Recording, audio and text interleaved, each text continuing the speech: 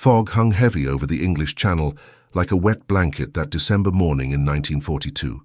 The biting wind from the north carried with it the smell of salt, diesel fuel, and something else hard to name. Perhaps it was simply the weight of war. In the small port city of Cherbourg, in northern-occupied France, the metallic sound of German boots echoed through the deserted streets as patrols made their morning rounds. But out of sight of the civilian population, and even most of the occupying troops, something extraordinary was about to happen in the forgotten depths of the Cotentin Peninsula. Hauptmann Commander Klaus Reinhardt was 37 years old when he received orders that even he couldn't fully believe. Born in Munich, the son of a civil engineering professor and a pianist, Klaus grew up surrounded by structural calculations and Bach scores. His mind functioned like a precision machine, capable of visualizing forces, tensions, and flows with almost supernatural clarity. Before the war, he had designed bridges for Germany's railway expansion. Now he wore the grey uniform of the organization TOT, the military engineering arm of the Third Reich, responsible for building the fortifications of the Atlantic Wall that stretched along the entire European coast. But Klaus wasn't there to build concrete bunkers or conventional artillery emplacements. His mission was different, almost absurd in its ambition. The Naval High Command had identified a critical problem: German submarines. The dreaded U-boats that strangled Allied supply routes in the Atlantic were increasingly vulnerable in conventional ports. Bombing raids by the British Royal Air Force were destroying docks, damaging vessels, and killing crews before they could even set sail. Something new was needed, something invisible to enemy eyes. And that's when someone remembered the tunnel.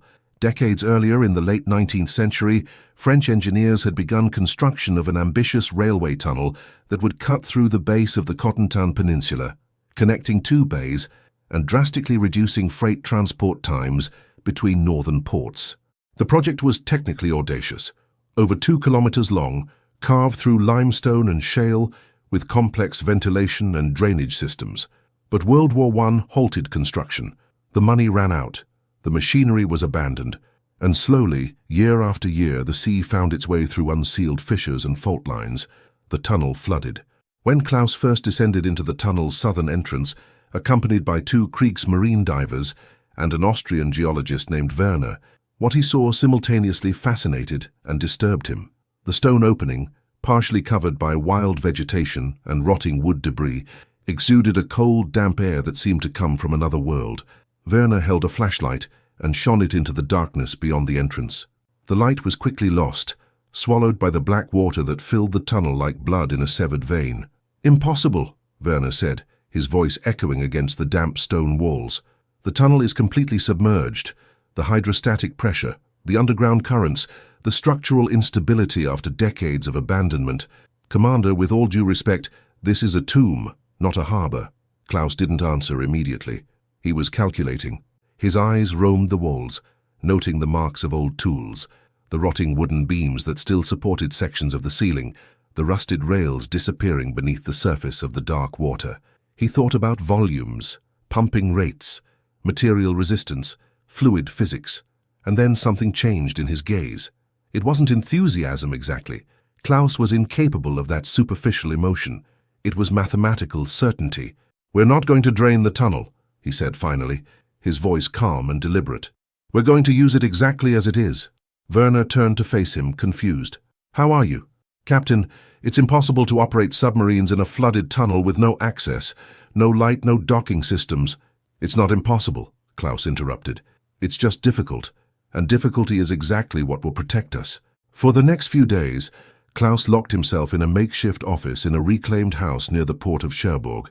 He covered the walls with geological maps, French architectural plans retrieved from municipal archives, tide calculations, depth charts, and hand-drawn structural diagrams. He slept 3 hours a night. He ate little. His mind was completely absorbed by the three-dimensional problem that stretched before him like an impossible puzzle. The concept was technically elegant and operationally insane. Klaus proposed transforming the flooded tunnel into a literal submarine base, not by draining the water, but by using the flood itself as natural camouflage. Submarines would enter the tunnel's north side at high tide, sail completely submerged through the 2-kilometer stretch of darkness, and emerge in a secret docking chamber dug at the southern exit, protected by underwater locks and completely invisible to aerial reconnaissance. But there were problems. Many problems. Navigation in the dark would be impossible without some kind of guidance system. The tunnel's internal currents were unpredictable. The structure itself could collapse under the added pressure of moving submarines. And most importantly, how could an operational base be built inside a tunnel that was underwater? Klaus knew he had only one chance to convince the High Command. He prepared a 143-page technical report, including structural calculations, construction schedules, and cost estimates. But the document ended with a single sentence that summed up his vision: "The enemy cannot destroy what he cannot see." 3 weeks later, he received approval, and with it unlimited resources, top priority and authorization to recruit the best engineers, divers and laborers from across occupied France. Construction was about to begin, and Klaus Reinhardt, the bridge engineer turned shadow architect, knew he was about to create something that would defy all conventions of submarine warfare. The fog remained heavy over Cherbourg, but deep within the forgotten tunnel, something new was being born, something that not even the Allies could have imagined existed. If you're enjoying this story of World War II engineering and strategy, leave a like and subscribe to the channel so you don't miss the next episodes of this journey immersed in military history.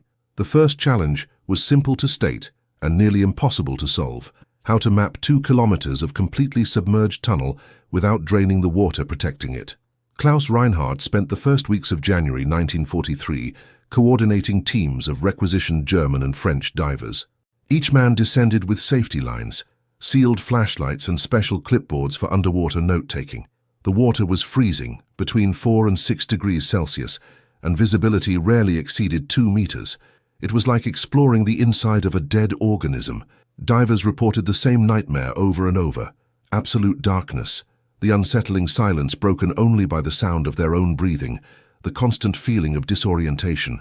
Several men panicked and had to be rescued quickly.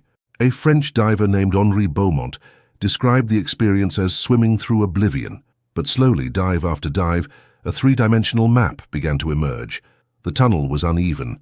There were sections where the ceiling had partially collapsed, creating stone and concrete obstacles that narrowed the passage. In other spots, fissures in the walls allowed lateral currents to create unpredictable eddies. Klaus noted every detail on his diagrams, calculating how a submarine could navigate this liquid labyrinth without modern sensors or sophisticated electronic guidance systems. The solution came from an unlikely source: ancient history. Klaus recalled how Phoenician navigators crossed the Mediterranean following lines of submerged rocks, and how Roman miners used guide cables to avoid getting lost in flooded tunnels.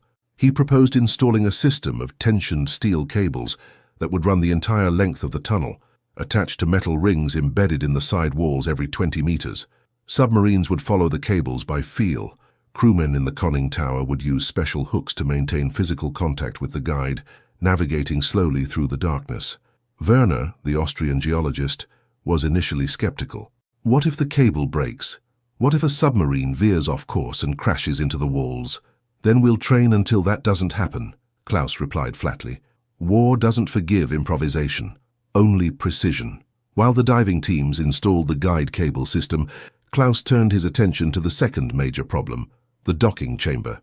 He needed a space where submarines could surface, receive maintenance, refuel and house crews, all within a structure that would remain invisible to Allied aerial reconnaissance. The solution lay at the tunnel's southern exit, where the topography offered a natural advantage. The southern exit emerged into a small bay surrounded by limestone cliffs covered in dense vegetation. Decades of erosion and landslides had created a sort of natural grotto, partially hidden by fallen rocks and leaning trees. Klaus immediately saw the potential. If he could excavate into the cliff, creating an artificial chamber connected to the tunnel by underwater floodgates, he would have a space naturally shielded from direct observation. But excavating rock required explosives, and explosives made noise. A lot of noise. The local population would surely hear. Allied patrols could investigate. Klaus needed a cover, a plausible story that would explain months of intense work in this remote region of the peninsula. The solution was brilliantly simple. He officially declared that he was building a standard organization TOT underground ammunition depot, utilizing natural caverns for bomb-protected storage. Barbed wire fences were erected. Warning signs in German and French warned of a restricted military area. Armed patrols kept curious onlookers away. And beneath this bureaucratic and tediously ordinary facade, the real work began. Teams of miners, many of them forcibly recruited but generously paid French civilians, began excavating horizontally into the cliff. They used controlled mining techniques, small precise holes, explosive charges calculated to fracture rock without causing collapses, and manual removal of rubble using carts on temporary tracks. The work was slow, dangerous, and exhausting. 3 men died in minor collapses during the first 2 months. Klaus recorded their deaths in technical reports with the same objectivity with which he recorded excavation rates and material strength. He wasn't cruel by nature. He had simply learned to separate emotion from function. Each death was a variable, a cost, a piece of data in a larger equation, and the equation needed to be solved because war didn't wait for morning. By March of 1943, the main chamber was partially complete. A man-made cavern approximately 80 meters long, 30 meters wide, and 15 meters high, with walls reinforced with steel beams and concrete. At the end connecting to the flooded tunnel, Klaus oversaw the installation of a double gate system, essentially an underwater airlock that would allow submarines to enter the dry chamber without flooding the entire space. The concept was adapted from conventional dry docks, but operated on a smaller scale and with surgical precision. A submarine would navigate the underwater tunnel, following guide cables until it reached the first lock. Divers would manually open the lock using submerged operating wheels. The submarine would then advance to the intermediate chamber, a 10-meter space between the 2 locks, designed to equalize pressures. The first lock would be closed. Then electric pumps would begin draining the water from the intermediate chamber. When the level dropped sufficiently, the second lock would be opened, and the submarine would finally emerge into the main dry chamber. The entire process would take approximately 45 minutes. It was slow, technically complex, and required absolute coordination between underwater crews and shore support teams. But it would work. Klaus was mathematically certain of it. Werner remained skeptical. What if there's a mechanical failure? What if the pumps stop? A submarine would be trapped between the locks, unable to move forward or backward. Then we'll install redundant systems, Klaus said calmly. 2 independent pump lines, emergency generators, manual release valves. Every single point of failure will have a backup. What if something still goes wrong? Klaus looked at the geologist with that expression his subordinates had learned to recognize, not exactly coldness, but a kind of mathematical acceptance of risk. So a submarine and its crew will be lost, but the base will remain hidden, and other submarines will continue to operate. War is a sum of probabilities, Werner, never of absolute certainties. In April, as spring began to soften the harsh Normandy winter, Klaus conducted the first full test of the system. A decommissioned submarine, the U-53, damaged in a previous battle and deemed beyond repair, was partially repaired for experimental purposes only. No torpedoes, no full crew, just a volunteer commander, an engineer, and 3 essential crew members. They would enter the tunnel, navigate the darkness following the guide cables, and attempt to dock in the secret chamber. Klaus watched from the north bank as the submarine slowly disappeared beneath the surface of the black water at the tunnel entrance. The timer started. 40 minutes. 50. 60. The silence was absolute, broken only by the wind in the trees and the distant crash of waves against rocks. Werner was visibly nervous, chain-smoking. At 72 minutes, the portable radio crackled. The submarine commander's voice came through, distorted but understandable. Chamber reached. Lock operating as planned. Initiating emergence. Werner exhaled deeply. Klaus simply wrote down the time in his notebook. The secret submarine base was operational, and the world didn't know it existed yet. The spring of 1943 brought with it not only wildflowers on the Normandy hills, but also the arrival of the first operational submarines at the secret base that Klaus Reinhardt had carved out of rock and water. U-237 was the first to complete the tunnel passage with a full crew and military armament. Its commander, Kapitän Leutnant Friedrich Hartmann, emerged from the conning tower with a pale face and sweat congealing on his forehead, despite the mild temperature inside the chamber. "It's like sailing the Styx," he told Klaus, referring to the mythological river that separated the world of the living from the realm of the dead. 74 minutes of absolute darkness, relying only on feel and the faith that the cables won't take us into a stone wall. Klaus watched the docked submarine with restrained satisfaction. The vessel measured 77 meters long and displaced 869 tons when submerged. Watching it emerge from that artificial cavern carved into the cliff was like witnessing a miracle of engineering and audacity. But Klaus knew the real test was yet to come, transforming that raw space into a fully operational facility. Over the following weeks, the main chamber was progressively equipped with everything a submarine base needed. Electric winches were installed on the ceiling to hoist torpedoes and heavy equipment. Mechanical maintenance workshops occupied the east wall, complete with lathes, welders, and tool benches. A fuel depot was excavated even deeper into the rock, with reinforced steel tanks capable of storing 200,000 liters of diesel fuel. Forced ventilation systems kept the air breathable, though it was always filled with the smell of grease, metal, and persistent dampness. The lighting was deliberately dim, incandescent bulbs strategically spaced to conserve power from the diesel generators that ran constantly. The yellowish light cast long shadows and gave the place an almost subterranean atmosphere, as if it were a piece of territory ripped not just from geography, but from the very reality of war above ground. Klaus established strict protocols for the base's operations.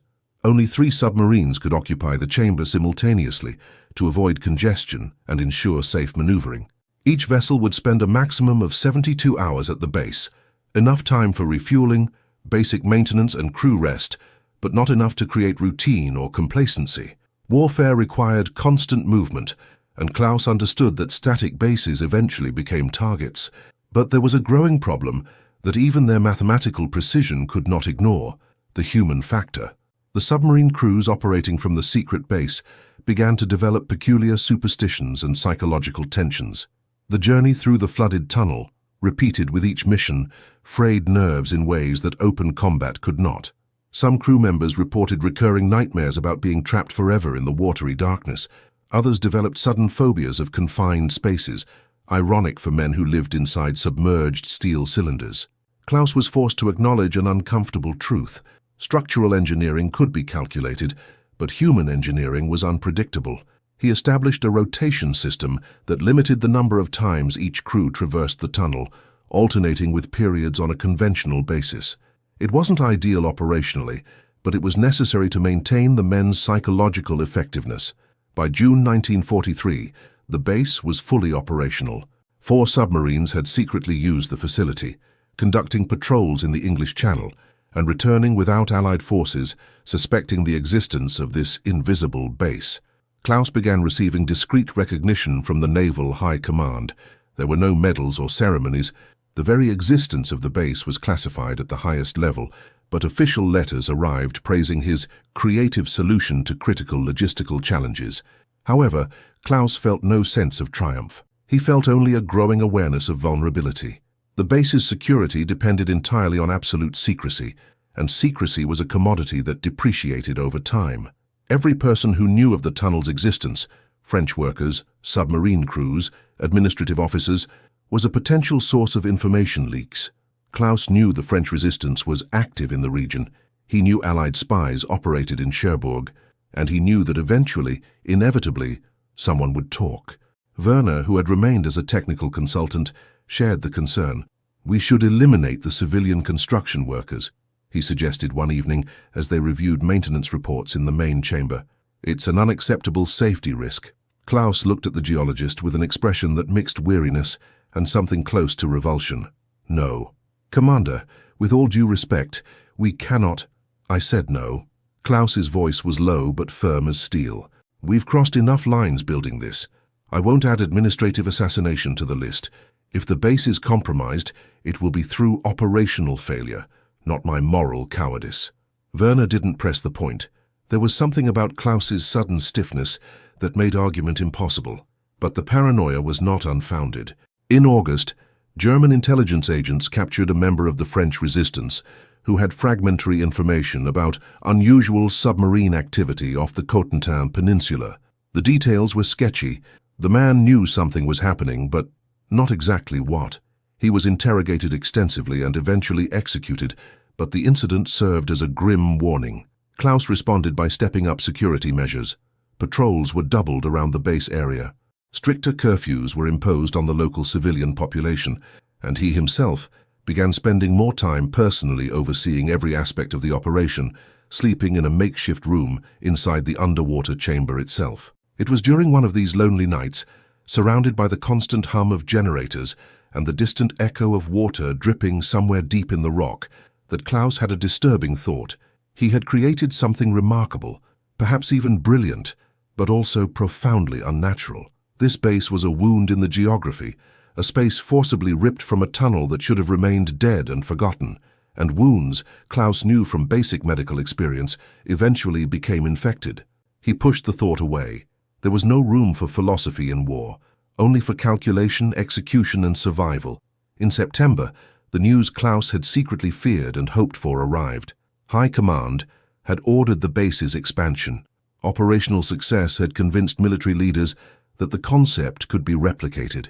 Klaus was ordered to identify other abandoned tunnels or natural caves along the Atlantic coast that could be converted into similar secret bases. He read the orders with growing unease. What had been a makeshift solution to a specific problem was becoming military doctrine, and Klaus, the engineer who thrived on precision and control, felt he was losing control over his own creation. The tunnel base had worked because he personally oversaw every detail. Replicating the concept in other locations, with other engineers, other commanders, other unpredictable variables, seemed like a recipe for disaster. But orders were orders. Klaus began compiling technical reports, structural drawings, and procedural manuals that would allow others to attempt to replicate his work. Each page he wrote felt like a betrayal of the precision he so valued. Written instructions could never fully capture the tacit intuition, the improvised adjustments, the spur-of-the-moment decisions based on years of experience and direct observation. Werner noticed the change in Klaus's demeanor. "You don't seem pleased with the recognition, Commander." Klaus continued writing without looking up. "Recognition is irrelevant. I'm concerned about scale. This worked once, under specific conditions, with constant supervision. Making this a standard model is strategic arrogance. But surely the High Command knows what it is doing." Klaus finally looked up, and for the first time, Werner saw something close to bitterness in those usually cold, calculating eyes. "The High Command knows how to win battles on maps. I know what happens when concrete meets water under pressure." The conversation ended there, but they both knew something had changed. The secret base was no longer just an isolated engineering project.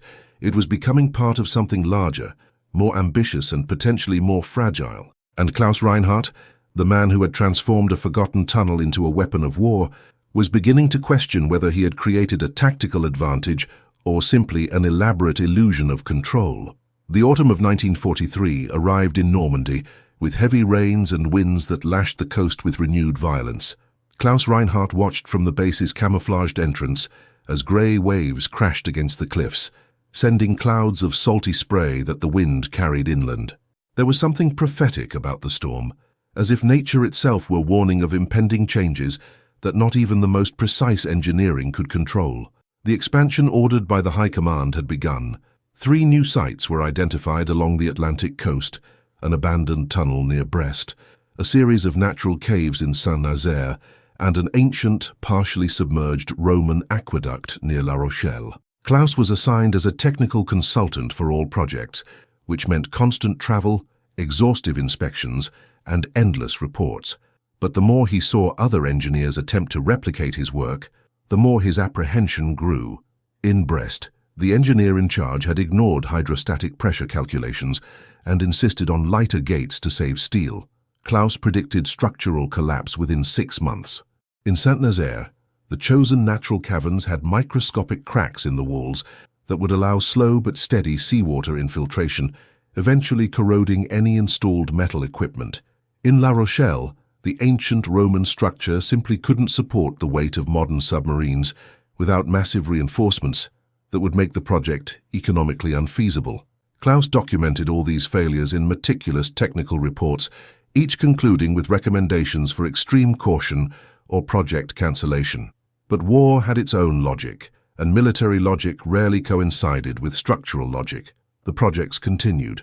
Klaus knew he was witnessing the construction of future catastrophes, but his objections were consistently dismissed as excessive technical caution by officers who understood strategy but not applied physics. Back at his original base in the Cotentin tunnel, Klaus found new problems emerging from the routine operation itself. The repeated passage of submarines had begun to destabilize sections of the tunnel's internal structure.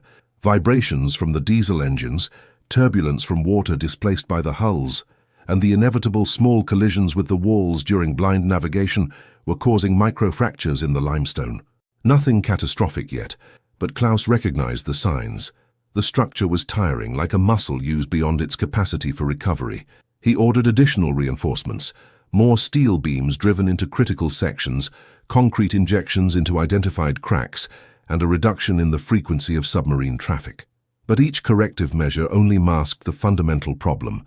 The tunnel had not been designed for the type of use it was receiving. It was a makeshift solution being forced to function as permanent infrastructure. Werner, who remained a constant technical observer, finally voiced what they were both thinking. "How long do you think the structure will hold?" Klaus was examining a recent inspection report, marked with notes in his precise angular handwriting. "It depends on many variables: frequency of use, severity of winter storms, rate of subsurface erosion. If we maintain the current level of operations, maybe 2 years. Maybe 5. Impossible to say for sure. What if we increase operations as High Command is suggesting?" Klaus didn't respond immediately. His eyes remained fixed on the report, but his mind was calculating scenarios, probabilities, structural breaking points. "So we've drastically reduced that time frame, maybe months. Are you going to report this to Command?" "I've already reported it, 3 times, in detailed technical reports that probably no one has read beyond the title." Werner lit a cigarette, his hands shaking slightly. "So what do we do?" Klaus finally looked up, his expression one of someone who had accepted an unpleasant truth. "We continue, because abandoning the base now would be admitting that the entire concept is flawed, and the High Command has invested too much political prestige in the idea of secret underwater bases. So we continue operating until something forces a change: structural failure, enemy discovery, or the end of the war." It was a brutally honest assessment, and Werner didn't know how to respond. But events beyond Klaus's control were unfolding that would render these structural concerns almost irrelevant. In November 1943, German intelligence intercepted Allied communications, indicating a significant increase in aerial reconnaissance over the Cotentin Peninsula. It didn't seem specifically related to the secret base. The Allies were mapping the entire Normandy coast for reasons that were still unclear. But the increased aerial activity meant a greater risk of accidental observation. Klaus ordered additional camouflage measures. The vegetation around the base entrance was allowed to grow even wilder and denser. Camouflage nets were stretched over any area where human activity could be visible from the air. Personnel movement was restricted to nighttime whenever possible. The base became even more ghostly, operating in a state of permanent semi-invisibility. It was during one of these nights of heightened camouflage that Klaus had a conversation that would profoundly shape his perspective on the entire project. One of the most experienced submarine commanders, Korvettenkapitän Ernst Schneider, sought out Klaus in his makeshift office within the main chamber. Schneider was 42 years old, a veteran of dozens of patrols, and emotionally and physically scarred by combat in the North Atlantic. "Commander Reinhardt," Schneider began, his voice carefully controlled, "I need to report an operational concern." Klaus gestured to a chair. "Speak. My crews are deteriorating psychologically, not out of cowardice, understand. They are experienced men tested in real combat, but the tunnel crossing is breaking something in them, different from what combat does, deeper, perhaps." Klaus listened silently as Schneider described the symptoms: chronic insomnia, extreme irritability, lapses in concentration during critical operations. Some crew members developed nervous tics, biting nails until they bled, compulsively checking previously checked equipment, talking to themselves in low voices during watch shifts. "It's darkness," Schneider continued, "not the normal darkness of night operations or deep diving. It's artificial, manufactured, deliberate darkness, as if we're passing through something that shouldn't be there. And my men feel it even if they can't articulate it." Klaus was silent for a long moment. Finally he spoke, his voice lower and more weary than usual. "You're telling me that the base, while operationally effective, is psychologically unsustainable. I'm saying we're paying a price that doesn't show up in the technical reports, and I don't know if it's worth it. It was a bold statement, bordering on insubordination, but Schneider was seasoned enough to say it. Klaus respected the honesty. I've noted your concern. It will be included in my next report to command, but I doubt it will change anything. War consumes men in many ways, Capitan. This is just one of them. Schneider nodded slowly and withdrew, leaving Klaus alone with his thoughts and the constant hum of the generators. That night, Klaus did something he rarely allowed himself. He reflected on the morality of his creation. He had built something technically impressive, strategically valuable, and humanly corrosive. The foundation was effective, but it transformed men into something less whole, and Klaus began to question whether effectiveness justified this particular cost. But such reflections were a luxury war didn't allow. The next day, another submarine would arrive, then another, and another. The machine Klaus had built would continue to operate, consuming fuel, torpedoes, and fragments of human sanity, until something finally stopped it. Winter was coming, and with it, changes that not even Klaus Reinhardt, with all his mathematical precision and engineering vision, could have predicted or controlled. The winter of 1944 brought with it not only snow and ice, but also the confirmation of Klaus Reinhardt's darkest predictions. In January, the tunnel's structure began to show unmistakable signs of critical fatigue. During a routine inspection, divers discovered a 3-meter crack in the north wall, precisely in the section Klaus had identified as vulnerable months earlier. The crack was not immediately catastrophic, but it represented the beginning of an irreversible process of structural deterioration. Klaus ordered emergency reinforcements, but he knew he was only delaying the inevitable. The rock was giving way under constant water pressure and repeated vibrations from the submarines. It was only a matter of time before a major collapse occurred, possibly with a submarine inside the tunnel. He wrote a technical report recommending the gradual deactivation of the base, but the High Command's response was predictable. Operations would continue until further notice. In March, external events forced a decision that Klaus was unable to technically enforce. Allied aerial reconnaissance dramatically intensified over all of Normandy. It was no longer possible to deny the obvious. Something big was being planned. Klaus was ordered to prepare a complete evacuation of the base, destroy sensitive equipment, and permanently seal the tunnel entrances. The last crossing was made in April 1944. U-237, the same submarine that had been the first to use the base operationally, made the final journey through the underwater darkness. Klaus watched from the shore as the vessel disappeared beneath the surface for the last time. 74 minutes later, radio confirmation arrived from the southern exit, crossing complete. Over the following days, demolition teams placed explosive charges on the floodgates, pumping systems, and support structures of the main chamber. Klaus personally supervised, ensuring the destruction was complete and irreversible. On April 28th, the charges were detonated. The tunnel returned to being just a flooded and forgotten tunnel, as it always should have been. Klaus was transferred to other engineering assignments, but never again worked on anything comparable. The concept of secret underwater bases was officially abandoned after the end of the war. The other projects he had criticized, Brest, Saint-Nazaire, La Rochelle, were either cancelled or failed exactly as he had predicted.